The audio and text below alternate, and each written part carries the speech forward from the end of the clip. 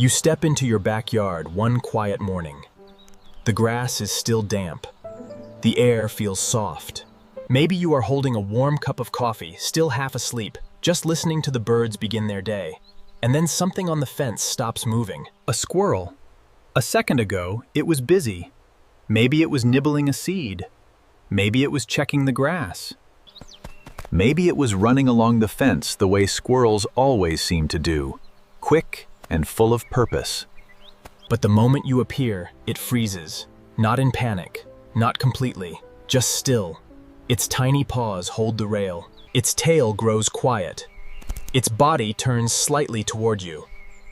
And then both eyes lock onto yours. 1 second, 2, 5, maybe longer.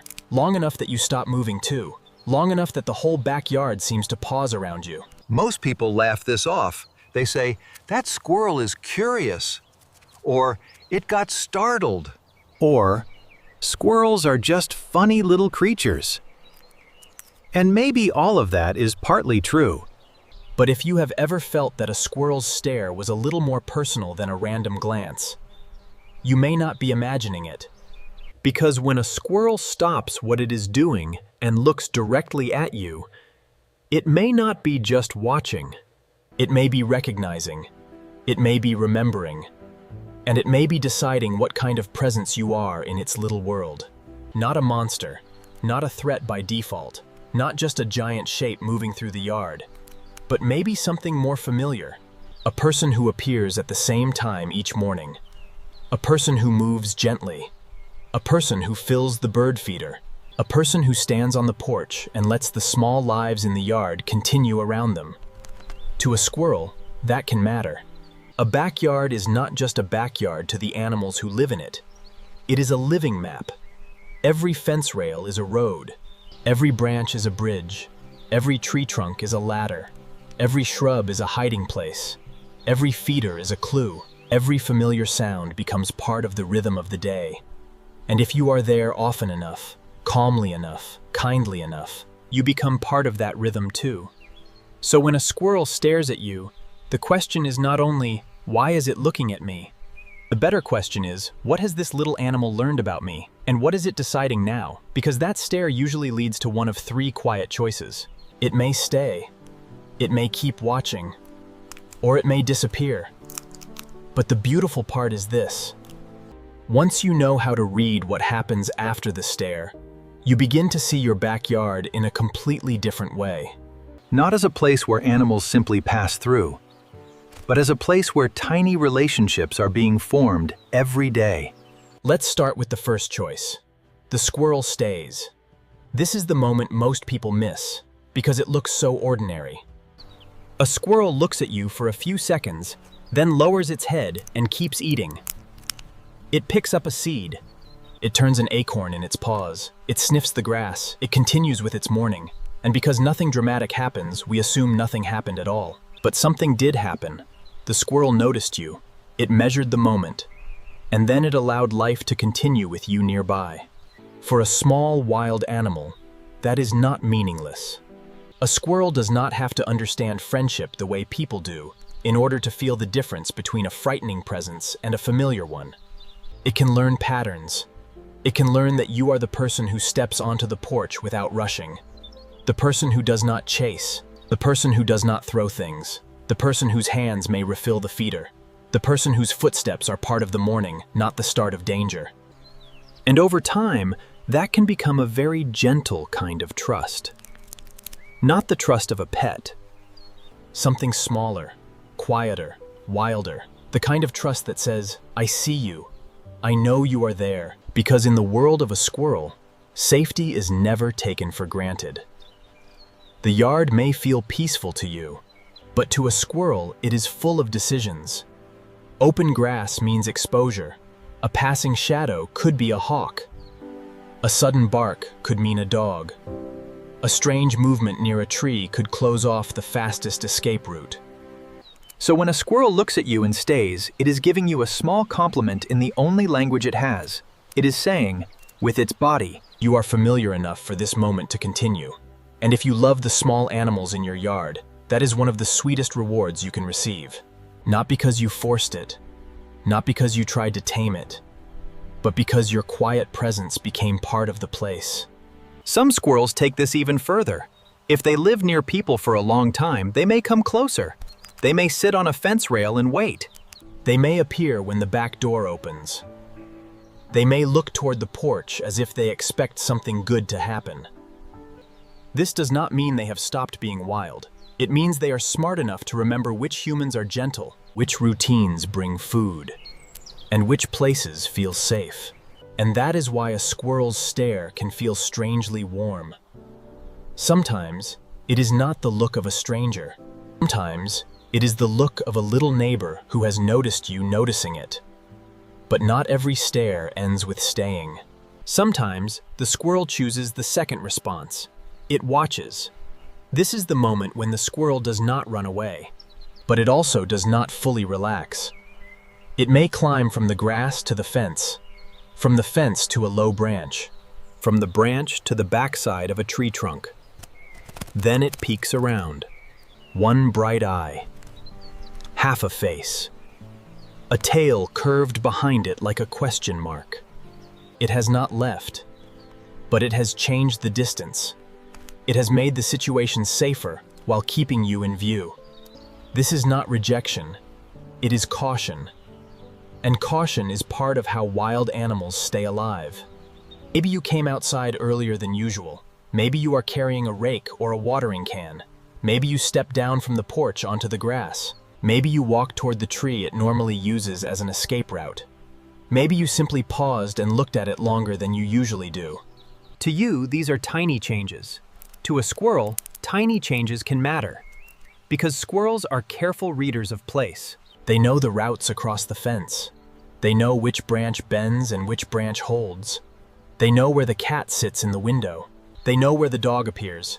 They know which corner of the yard drops seeds from the feeder. They know which patch of soil is soft enough to hide food. And they notice when something in that familiar picture shifts.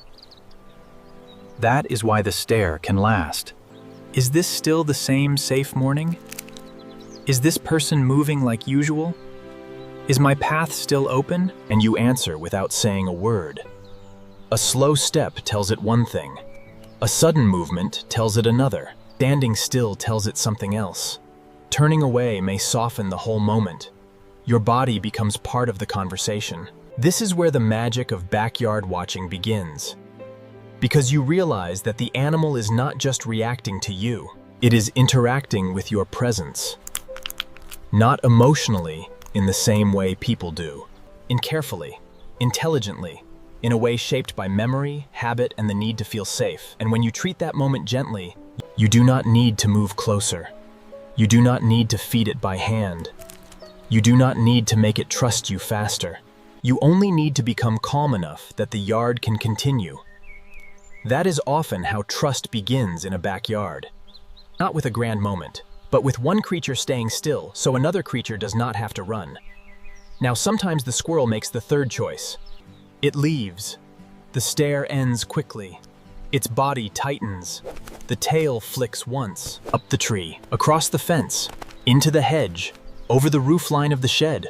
Sometimes it stops high above you and looks down. Sometimes it chatters sharply.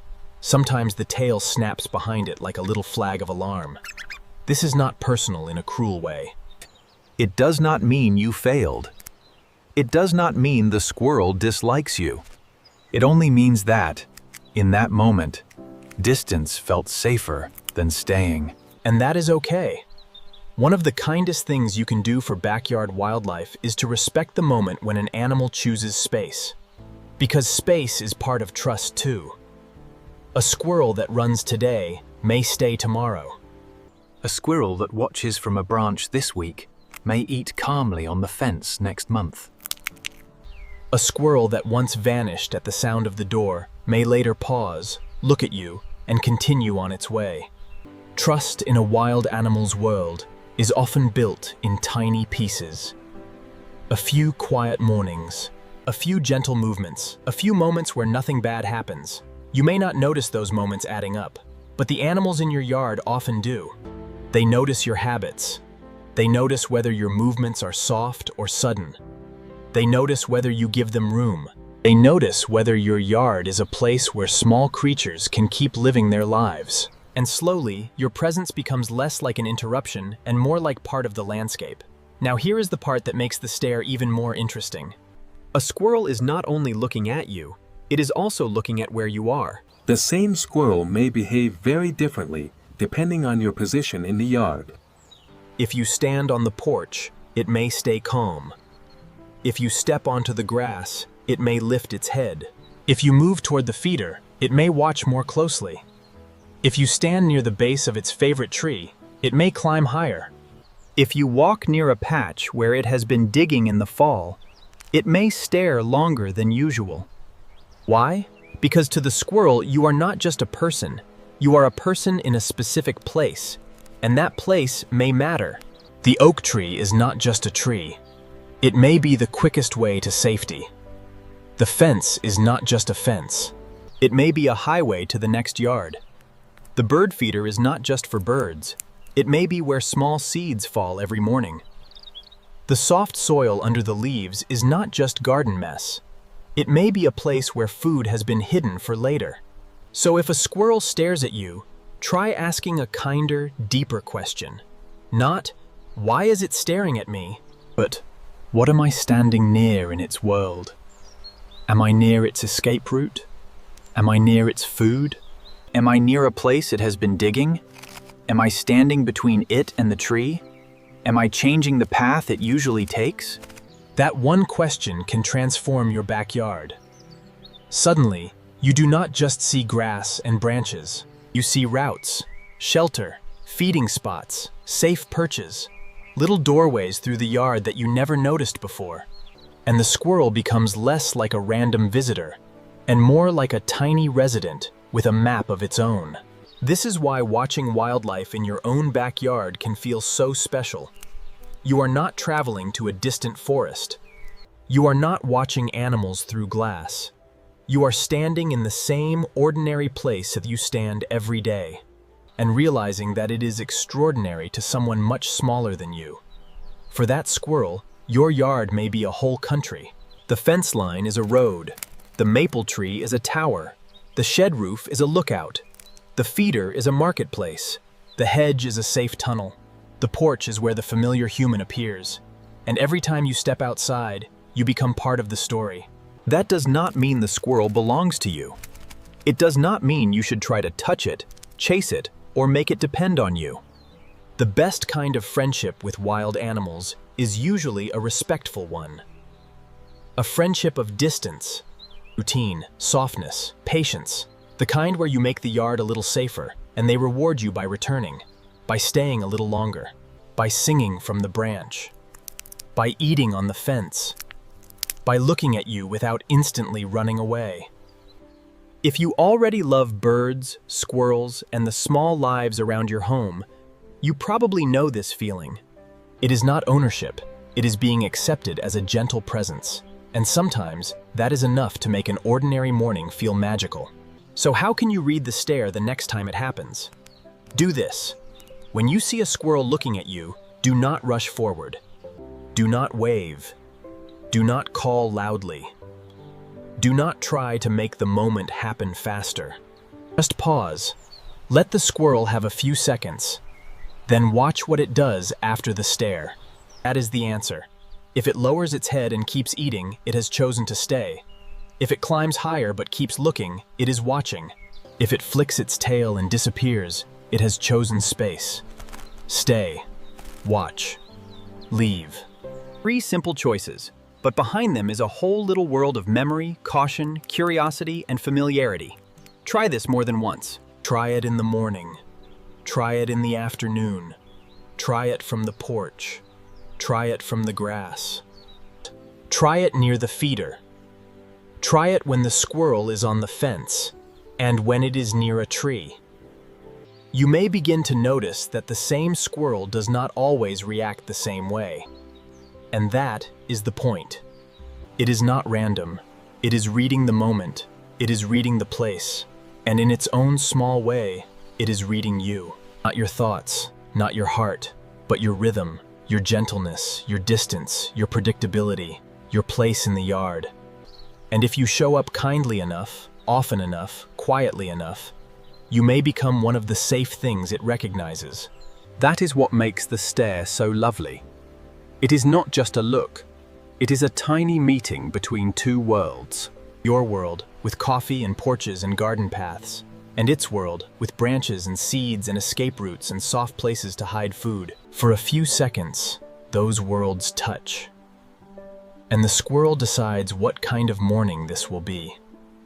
So the next time a squirrel stops on the fence and looks straight at you, do not brush it off. Do not laugh too quickly. And do not think nothing is happening. Something is happening. A small, wild mind is checking the world, and you are part of that world. Maybe it will stay. Maybe it will watch. Maybe it will leave. But whatever it chooses, you have been given a chance to understand your backyard a little more gently than before.